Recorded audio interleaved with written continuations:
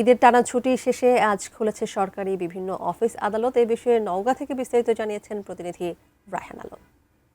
ঈদুল আজহার টানা এক সপ্তাহ ছুটির পর আজ সকাল ৯টা থেকে সরকারি বেসরকারি অফিসগুলো খুলতে শুরু করেছে।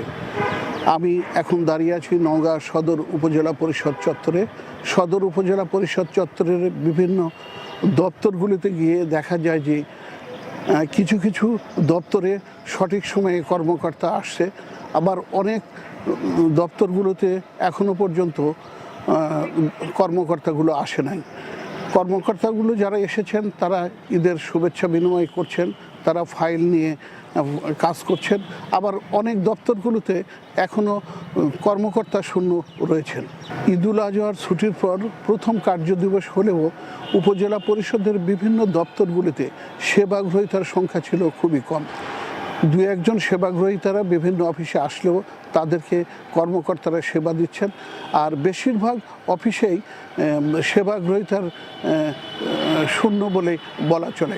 ঈদের আগে সরকারের বিভিন্ন দপ্তরগুলোতে বেশ সেবাগ্রহীতা এবং সেবা দাতাদের মধ্যে বেশ একটা উৎসব মুখর একটা পরিবেশ দেখা গেছে।